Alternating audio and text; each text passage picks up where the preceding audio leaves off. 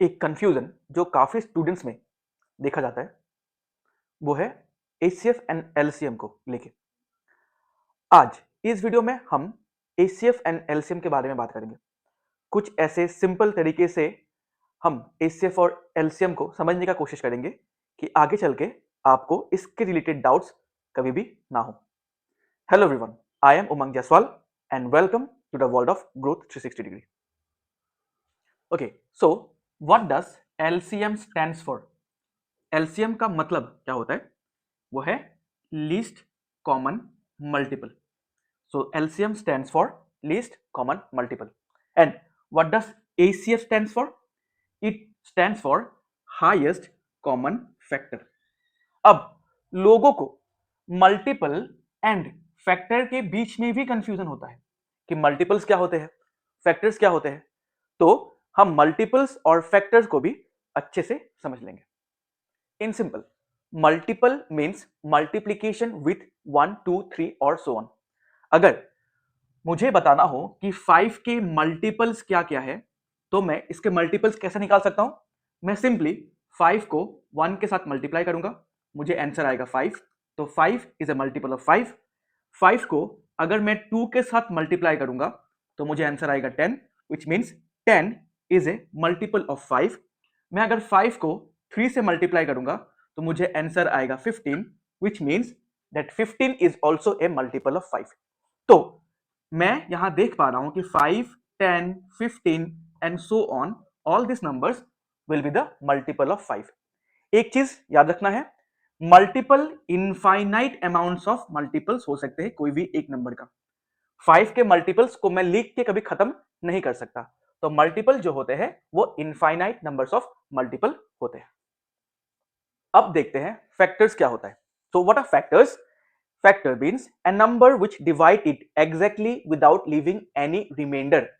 अगर मैं 6 का फैक्टर्स लिखूं, 6 का फैक्टर्स को लिखूं तो मैं इसके फैक्टर्स लिखूंगा 1, 2, 3, एंड 6। क्यों? क्योंकि अगर मैं 6 को 2 से डिवाइड करूंगा तो मुझे मिलेगा 2 3 6, which leaves no remainder। अगर रिमाइंडर नहीं है इसका मतलब यह है कि 2 एक फैक्टर है 6 का। अगर मैं 6 को डिवाइड करने का कोशिश करूं 4 से तो it will give me 4 1 4, but reminder रह जाता है कितना? 2। तो since there is a reminder I can say that 4 is not a factor of 6। So what is a factor? A factor means a number which divide it exactly without leaving any remainder। जब हम कोई भी number को किसी और number से divide करें और रिमाइंडर ना बचे तो हम बोल सकते हैं कि वो नंबर उस नंबर का फैक्टर है। जैसे यहां पे 6 के फैक्टर्स कौन कौन है? 1 2 3 और 6। मल्टीपल एंड फैक्टर के कॉन्सेप्ट क्लियर होने के बाद हम आगे देखते हैं कि एलसीएम एक्चुअली में कैसे निकाला जा सकता है। अगर हमें 2 एंड 6 का एलसीएम निकालना हो तो हम क्या चेक करेंगे? हम चेक करेंगे इसके मल्टीपल्स। सो 2 के मल्टीपल्स कौन कौन से हैं? 2 है, 2 1 2, 2 2 4, 2 3 6, 2 4 8 एंड सो ऑन, है ना? और 6 के मल्टीपल कौन कौन से हैं? 6 1 6, 6 2 12, 6 3 18 एंड सो ऑन। अब हमारे एलसीएम का डेफिनेशन क्या स्टैंड होता है? वो होता है लीस्ट कॉमन मल्टीपल। तो लीस्ट का मतलब क्या होता है? सबसे छोटा, सबसे छोटा कॉमन मल्टीपल जो इन दोनों में हो। तो अगर हम यहां पे देखें तो यहां पे 2 है, यहां पे तो है नहीं, यहां पे 4 है, यहां पे है नहीं, यहां पे 6 है और यहां भी 6 है। तो हम ये बोल सकते हैं कि 6 एस इन दोनों में है तो 6 होता है इन दोनों का एलसीएम, जो कि लीस्ट कॉमन मल्टीपल भी है। ठीक है? आगे अगर मैं 2 के मल्टीपल को आगे भी लिखूं तो मुझे एक टाइम पे मिलेगा 2 9 18 और 6 3 18, 2 6 12 और 6 2 12। बट सिंस मुझे लोवेस्ट कॉमन मल्टीपल चाहिए था, इसीलिए मैंने 6 को चूज किया। ठीक है, अब अगर मुझे बोला जाए कि 2 और 6 का हाईएस्ट कॉमन फैक्टर या फिर एचसीएफ निकालो, तो मैं क्या करूंगा? मैं देखूंगा कि 2 के फैक्टर्स कौन कौन से हैं, है ना। 2 के फैक्टर्स मतलब वो कौन कौन से नंबर है जिसको मैं 2 से अगर डिवाइड करूं तो मुझे कोई भी रिमाइंडर नहीं मिलेगा। तो सिंपल, दो ही नंबर निकल के आएगा, एक 1 और दूसरा 2। सिमिलरली अगर मैं 6 के फैक्टर्स को देखूंगा तो मुझे मिलेगा 1, 2, 3 और 6, है ना। इसके अलावा और तो कोई नंबर है नहीं। अब मैं ये ढूंढने का कोशिश करूंगा कि इन दोनों में ऐसा कौन सा नंबर है या फिर ऐसा कौन सा फैक्टर है जो सबसे बड़ा है और दोनों में है। तो मैं यहां देख पा रहा हूं कि यहां पे भी 2 है और यहां पे भी 2 है।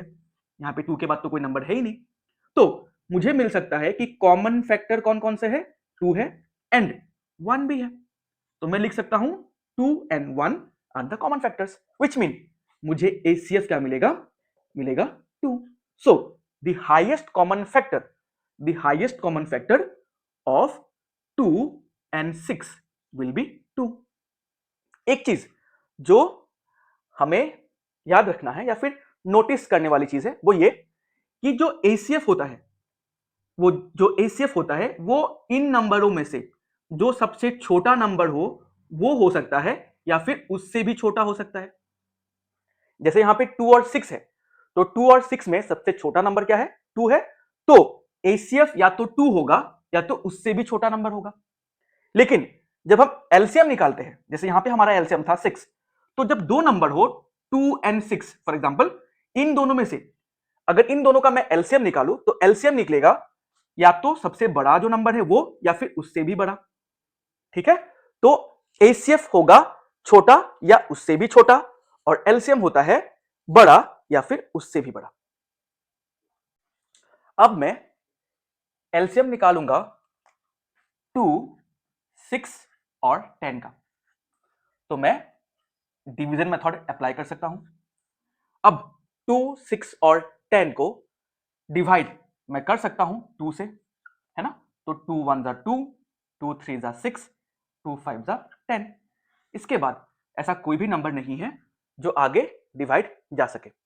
तो मुझे एलसीएम क्या मिलेगा, मुझे एलसीएम मिलेगा 2 इंटू 1 इंटू 3 इंटू 5। तो क्या निकल के आएगा एलसीएम, 5 3 जा 15, 15 1 जा 15 एंड 15 2 जा 30। तो the LCM of 2, 6 and 10 is 30। यहां पे अगर हम देखें तो इन तीनों में से सबसे बड़ा नंबर क्या था, 10 था। तो एलसीएम या तो 10 हो सकता था या फिर उससे भी बड़ा नंबर होगा। तो 10 तो एलसीएम नहीं हो सका, इसीलिए 10 से बड़ा नंबर डेफिनेटली एलसीएम होता, जो कि 30 है। अब आगे हम सिमिलरली एचसीएफ निकालेंगे 2, 6 और 10 का। सो 2 के फैक्टर्स कौन कौन से हैं, मैं लिख सकता हूं 2 इंटू 1 दैट इज 2। 6 के फैक्टर्स क्या क्या होंगे, 2 इंटू 3, 6 इंटू 1। और 10 के फैक्टर्स क्या क्या है, 2 इंटू 5 इंटू 1। अब मुझे अगर इन तीनों का कॉमन फैक्टर निकालना हो तो मैं देख पा रहा हूं कि यहां पे भी 2 है, यहां पे भी 2 है और यहां पे भी 2 है। सिमिलरली यहां पे भी 1 है, यहां पे भी 1 है, यहां पे भी 1 है और इसके अलावा कोई भी कॉमन फैक्टर नहीं है। तो मैं लिख सकता हूं कॉमन फैक्टर क्या होंगे, 2 into 1 which makes the HCF to be 2।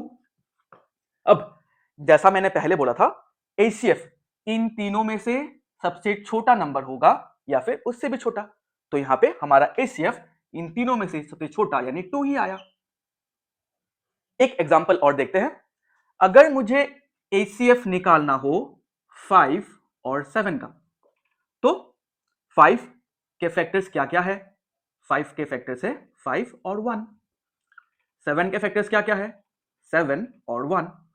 तो अब इन दोनों केस में मुझे दिख रहा है कि यहां पे कोई भी कॉमन फैक्टर नहीं है अदर देन 1, है ना। तो इसके कॉमन फैक्टर्स क्या होंगे, सिर्फ 1 और HCF भी अब होगा 1। सो इस केस में मुझे दिख रहा है कि दोनों नंबर में से छोटा नंबर 5, ये HCF नहीं है, तो इससे भी छोटा नंबर अल्टीमेटली क्या हो सकता है? 1। तो हमारा HCF हुआ 1। अब हम दो छोटे एग्जाम्पल्स के साथ समझने का कोशिश करते हैं एलसीएम एंड HCF को ज्यादा अच्छे तरीके से।